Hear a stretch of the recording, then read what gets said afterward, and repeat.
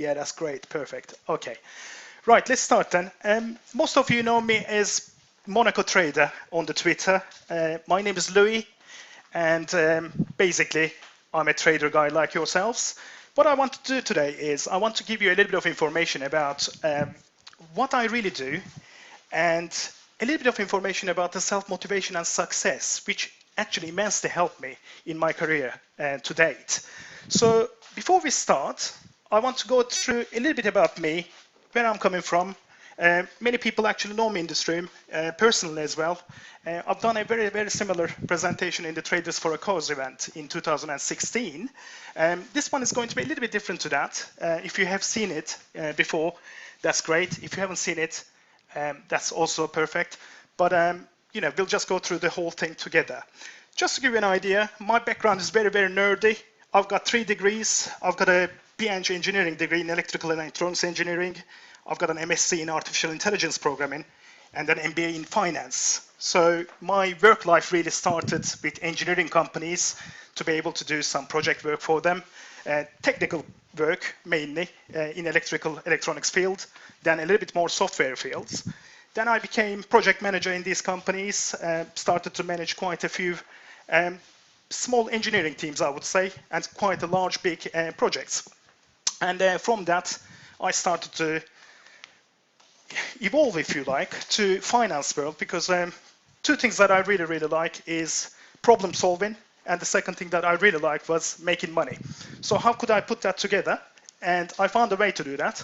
It was the finance world in venture capital, which is, if you are not familiar with venture capital world, it is basically helping organizations to get funding so that they can produce new products and services, and they can sell those products and services to new clients, customers, and venture capital companies are actually funding them to be able to make that happen.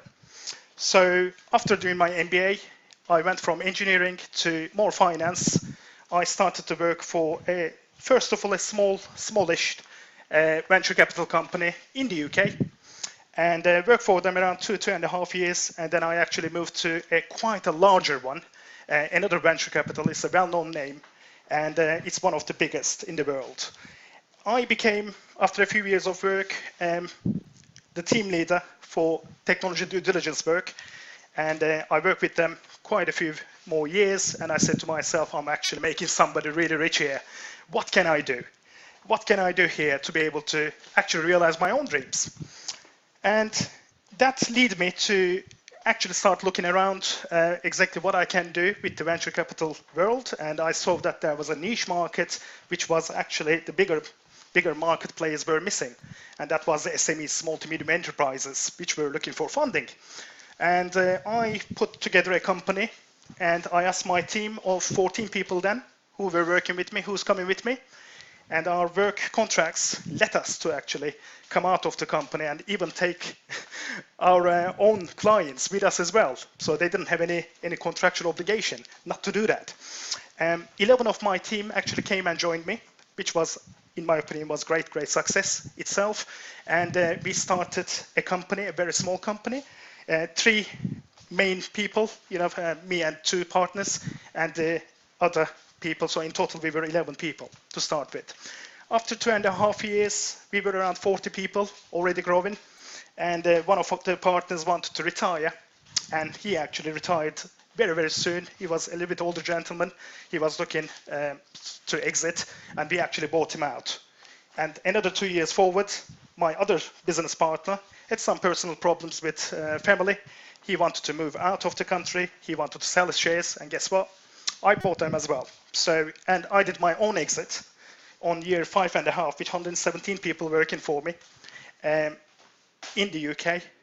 And also we had an office in Germany, and I exited to the company that I used to work for. So I actually sold to the company I used to work for, and then my company became dissolved within their system. So that's basically, my story, how I became who I am today. So when I was doing all these, I was also doing a lot of trading. I started trading in 1996, 97 period, really. .com booms and everything is going on. And I was really, really interested in numbers always anyway. So I started looking at things that I could do. Like everybody else, opened a trading account, looked at things that works for me. I didn't know what shorting was about at all. I found out quite quickly though. I used to do only UK market. I wasn't really working on the US market whatsoever in the first few years even. And then I explored the Nasdaq, and I explored a lot of companies, technology companies, that is actually making absolutely no sense but getting a lot of funding. I was in the business already anyway, so I started looking how can I make money out of this thing. So I started to trade more and more. In the meantime, don't forget, I'm building my business as well, so it wasn't the easiest thing. But it was eventually came to a stage that I knew that I couldn't sit in front of the computer 24/7.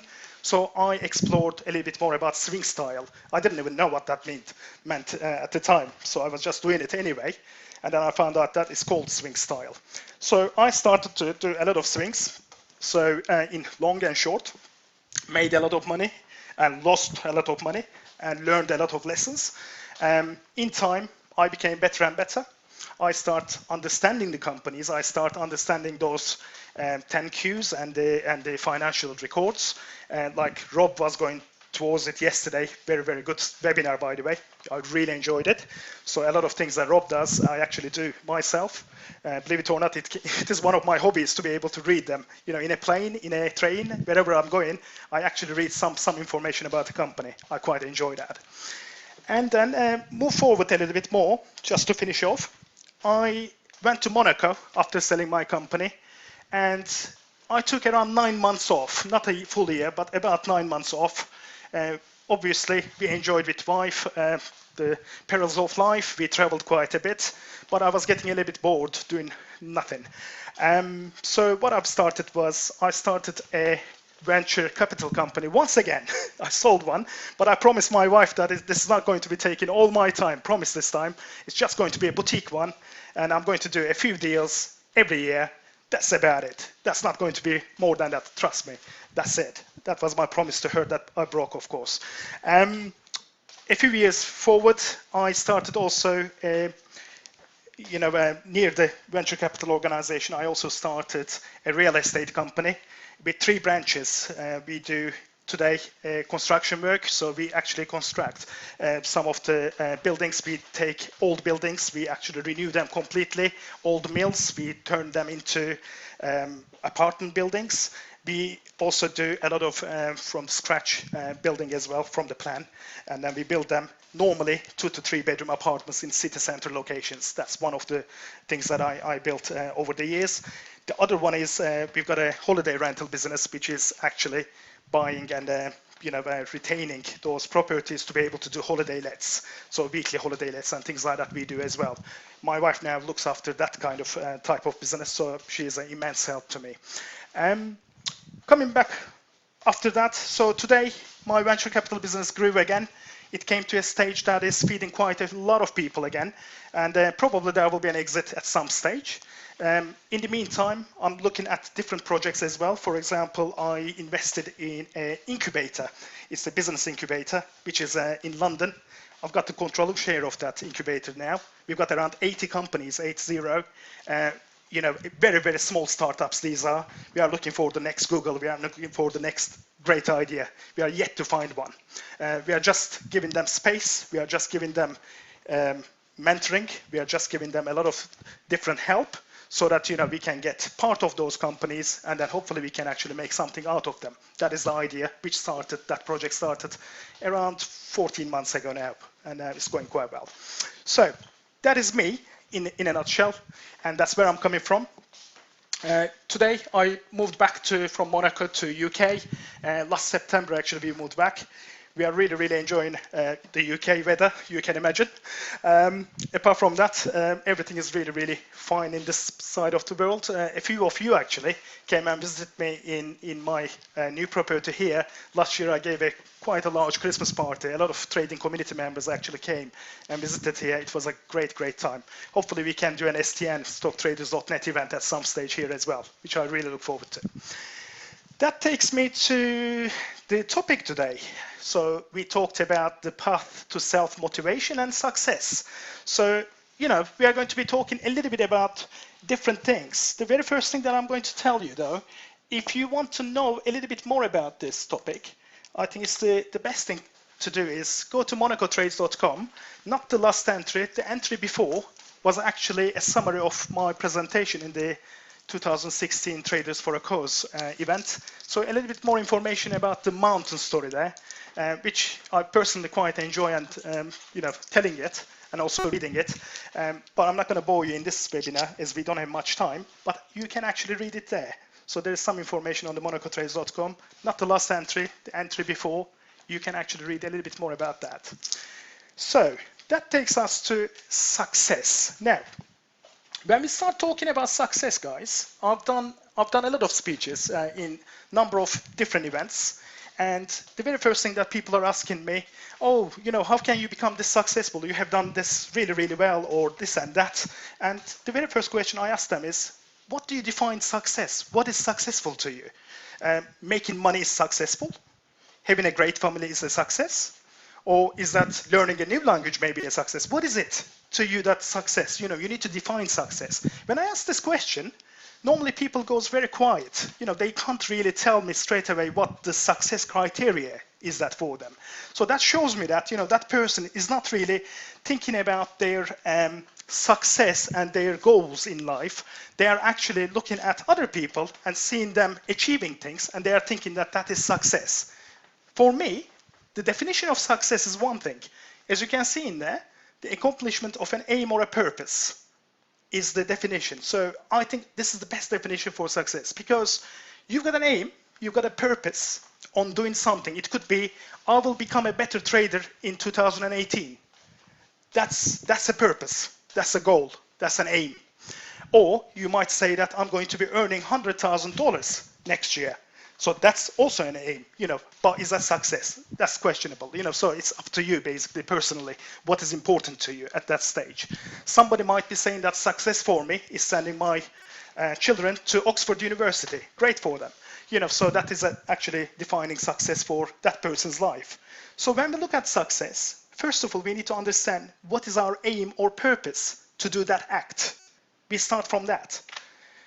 That takes us to what I call, or what's being called, the triangle of success. So this is actually a research paper from 1960s, believe it or not. And human nature doesn't change very quickly. So, whatever in 1960s research for happiness and success was actually very, very valid today, exactly the same way it's going on. So when we look at triangle of success, we start looking at three different attributes of success, first of all. The green one, the skills, you can see there. The attitudes, which is the pink one there, and the knowledge, which is at the back of everything. It's on the base of skills and attitudes, if you like, is the knowledge. So it is a very, very important one, the knowledge. And as you can see, the pyramid is actually built on the knowledge. So if you don't have the knowledge, you might have the skills or the attitudes, but you might not be successful. Similarly, of course, obviously, if you don't have the skills, you won't be able to succeed in the goal that you are actually trying to do. So I want to start from the knowledge. What does knowledge mean? Again, when you ask people what knowledge means, a lot of different answers normally comes to me. I discussed this immensely with a number of my friends as well. So it's quite interesting actually, and I want to give you an example which is going to make it a little bit clear, hopefully, for everybody. And there is a aspect of trading in this as well that we can actually start discussing. So when we start specifically looking at this picture, anybody knows, let me ask you first of all, anybody knows what picture we are looking at? Anyone has an idea? Are there any artists here or people who like arts that I would like to know? Right, if you don't know, it is the School of Athens by Raphael. So it's one of my favorite paintings. The painting can be actually found in Vatican. And if you go to the Vatican in the Apostolic Palace, you will be able to actually see the painting live in there. And it's one of the best preserved paintings as well. It's just a masterpiece. So it was done in 1510s, I believe. And you will see why I'm boring you with all this in a second. And when you look at the picture, the big picture in here, you are actually seeing the interpretation of the divine knowledge of the philosophy by Raphael. So what Raphael is trying to do is he actually puts Plato and Aristotle in the place in the center of the scene, and he's actually saying that you cannot absolutely see any religious symbology here, apart from there's one symbology, which is the Greek cross-shaped building. So this is Vatican, don't forget. Vatican is, of course, obviously Catholic, and the Greeks are Orthodox. And what he is actually trying to say in this picture is there is something called the schism, the Catholicism, Catholics and Orthodox didn't believe and agree in a number of things in religion, and they actually started to come out on different places. So what Raphael is trying to do is, why don't we just combine them together, all the Catholics, or the Catholics or the any other religion is actually in the same. Greek Orthodox are exactly in the same building, and he is combining those two. That is the meaning behind this picture. It is not about the people. It is not about the the dresses. It's not about the coats that they are putting on, or the textile, or the building itself. But it's the religious symbology behind it. This is knowledge. You know that because you know about religion. You know that because you know about Catholicism. You know that because you know about Greek Orthodox religion, so that you know the problems between the two churches. So if I put 4 people in front of this painting, I take them to Vatican.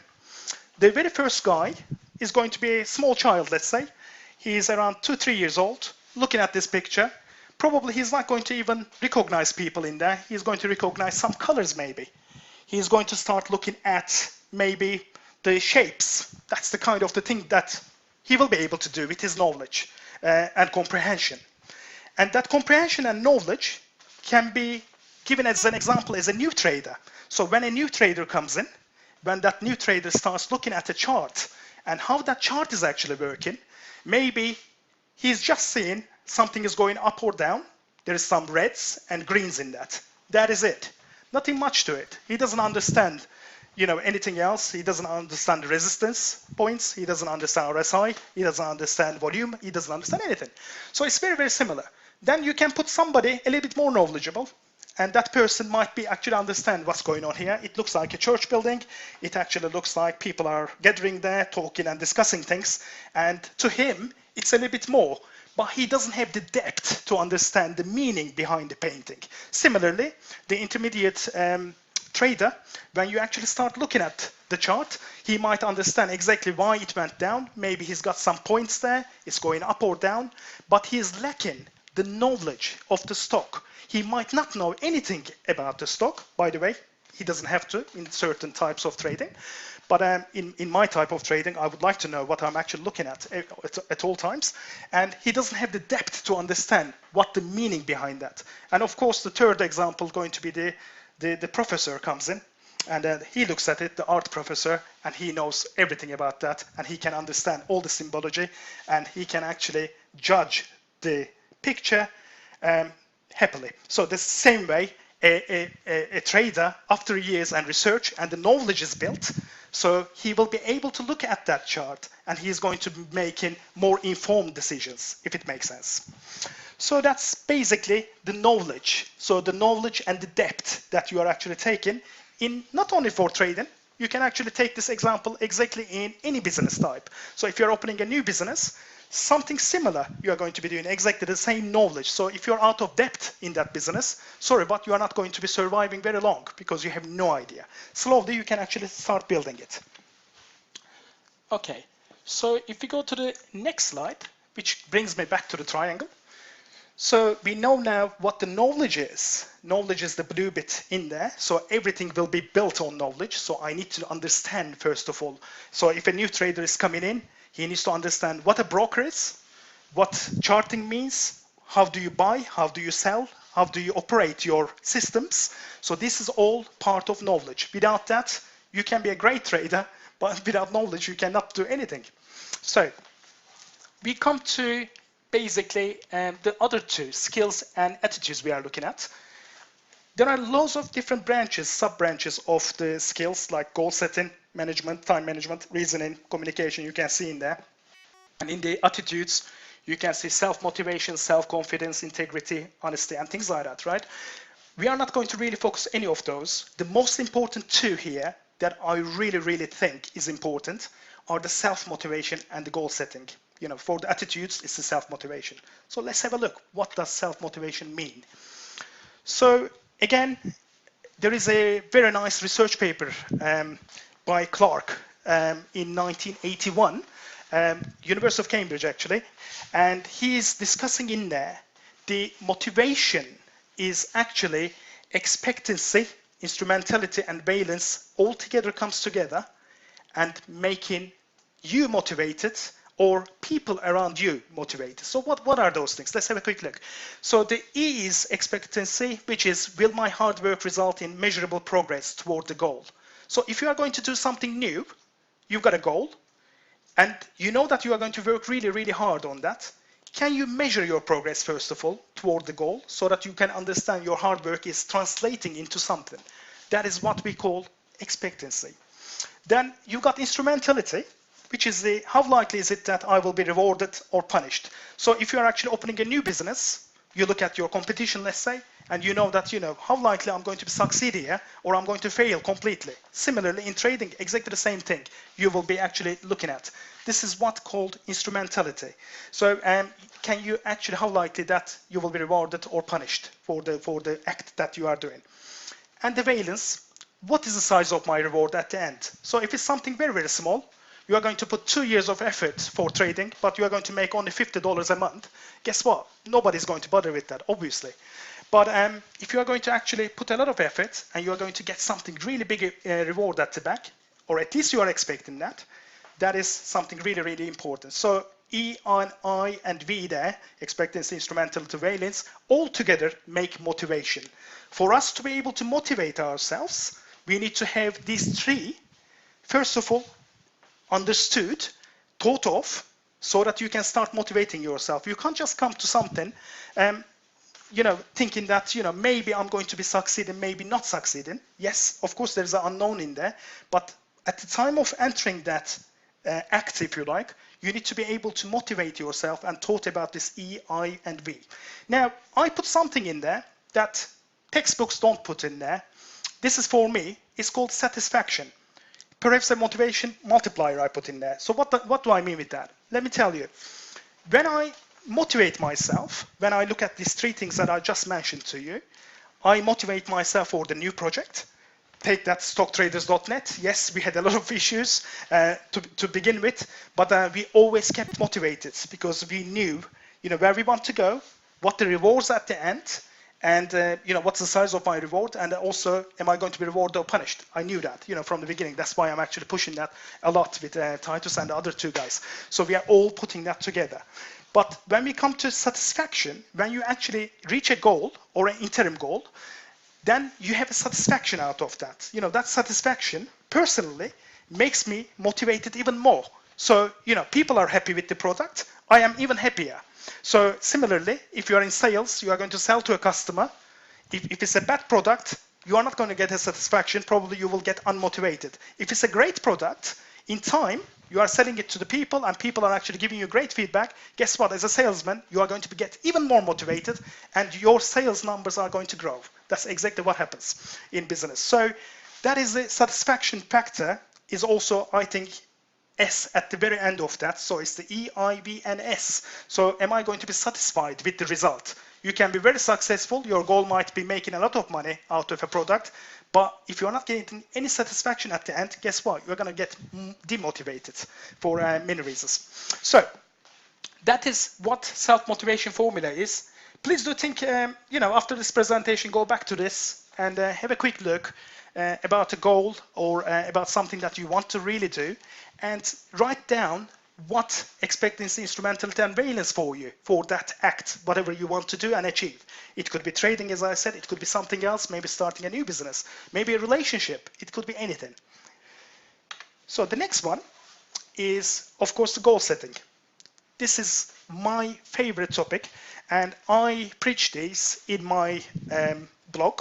I preach these to people that I talk to, especially new traders, to other people in the business world. You know, goal setting is probably, for me, out of everything in that triangle, is one of the most important, apart from knowledge, if not the most important.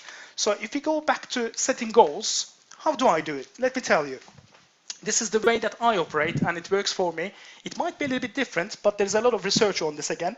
Again, we look at Locke, Edward Locke, in 1968. He said, write them down. So you need to write your goals down. Why do they say that? Let me tell you. If you actually start looking at the research, when we write something down, I'm not talking about typing on the computer, with handwritten, on paper and pen, you actually not only writing it there, you are putting that goal into your subconscious. And your subconscious is working with you, with your normal conscious, is together to be able to accomplish that goal together. Trust me, it works. Don't ask me the scientific evidence on that because it's very difficult to actually prove that, but I can tell you it works. So write them down first of all. That's what I do. And I've got personally daily, not every single day, but most days, I've got monthly and the yearly goals. For example, in 2016, one of my goals was teaching myself some Latin. And I have actually done that, and you know, I can start understanding some of the artwork, you know, which was written in Latin, which is a goal for me. It could be another 2014 goal was something to give back to the community for me. So I started, you know, tweeting on Twitter.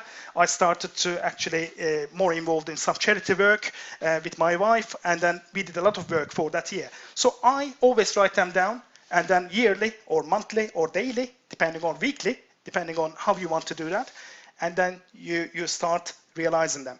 The second thing that is very, very important, I would say, is the visualization of yourself completing that goal. So you need to visualize yourself completing that goal. What do I mean with that? Whatever I do, I start daydreaming about what will happen when that goal is reached. Think about stocktraders.net. What we are looking at today, I'm talking to you on this webinar, was one of the visualizations that I've done around six months ago. And now this is happening. Exact this moment, I was actually visualizing, you know, so that we've got a little community and that community is growing. For next year, I've got a bigger goal and I am visualizing how it's going to look like. Why do you do that? Because when you do that, your brain starts again in the subconscious level to be able to understand and gives you the satisfaction. Although it didn't happen yet, almost you can feel the satisfaction of how it's going to feel. It's very, very important to visualization of your goals. For example, if you are visualizing yourself to do a very successful trading week, do a weekly goal and look at that week how you are going to feel. I'm using the word feel because you need to feel how it's going to be if you do it. Just imagine a 30% trade that you have done, how good you feel actually. Thank you very much. Today we had some good trades. It feels fantastic when you're actually successful. It feels horrible when you're unsuccessful. Obviously, when your visualization techniques should be positive and you are actually looking at you achieved that and what happened at the end of that. I hope it makes sense. If not, please do PM me later on and then we can go through that a little bit further. Now, another very interesting thing here that I do is the setting interim goals. So whatever I do, if it's a new business or a trading or relationship, whatever it is, I've got some goals and I divide those goals into pieces. So it is achievable little pieces. So you cannot just say, I'm going to make $15 million next year by trading. It's not realistic. So, you know, we need to be realistic goals first of all. And if you've got a $50 million a year trading account you want, guess what? You could actually start very, very small with that. Maybe it's going to take 20 years to do that. Maybe it's going to take 10 years depending on that. But you need to actually start to make them quite smaller interim goals. And when you reach each goal, you need to evaluate your goal. That's the next point. So you say that, you know, this is what I want to do. I want to open a new business. To be able to open a new business, first of all, you need to choose a business name. Guess what? That's an interim goal. Then you need to get a domain name. That's another goal. Then you need to actually find an accountant. That's another goal. Blah, blah, blah. So it goes on. Similarly, each step you learn something and you evaluate your goal And once you do a little bit of that, you will start to see that your end goal might start changing a little bit. So maybe you wanted something, but you are seeing that it's not possible. Or you might be actually seeing that it's more than possible. I want more now in a different way. So always set the interim goals and evaluate your goals. And the most important thing in there is achieving it and rewarding yourself. Every single step that you have done, obviously these steps should be something serious. It's not just every second you need to reward yourself or anything like that, but reward yourself. If you're actually achieving, you need to tell yourself that I'm doing really, really well, and I need to achieve, and I can actually do that right now, in many ways. So that's something that you should be able to do. Guys, it's actually, the last thing is the repeat, which is bringing me to, you are going to be repeating yourself. So basically, the same thing that you've done with these goals, whatever you actually done that goal for the first time, you can do it for anything. That's the great thing about goal setting. So you can goal set, as I said, for relationships, you can goal set for family, you can goal set for business, trading, anything. So once you start doing this, trust me, it becomes a habit. The first thing that I do is I look at a new project. Straight away, I've got my goals. I've got my interim goals. I know exactly what I'm going to reward myself with. Hence, a few sports cars you've seen lately, maybe, and other things like that. It doesn't have to be even materialistic thing. It could be a travel. It could be something else. It doesn't matter really. And basically, you go through, you do that, and basically repeat it again and again. And by doing that, you will see that you are going to get successful, and you are going to get more motivated, and more motivated you get, the more successful you will get. That's basically what's going to happen. I'm about to finish, guys, and I want to tell you two really, really good quotes that I always liked. And the first one is, the only thing that will stop you from fulfilling your dream is you. It is such a true statement, and basically many people are complaining all the time. I'm seeing a lot of people complaining, oh, this and that, a lot of excuses. Guess what? It's all about you. And you are the person that is going to make it or break it, so not make it. So that is why it's so important that you work on yourself, you work on your self-motivation, you work on your goals. Nobody else is there to help you, trust me. It is you that is going to be able to do whatever you are dreaming. And then believe you can, and you're halfway there. That's another great thing. I always say that, if you start, you are halfway there as well. Don't just talk about the goals, put them on a paper, and then start doing them. Don't just sit down and think about, oh, maybe in 10 years time I'm going to do that. No, you can actually do that today. And then start finding time, start creating time, start motivating yourself, start moving yourself, and then start doing it, whatever your goal is. So you can actually do it, I'm pretty sure. Thank you very much, guys. I think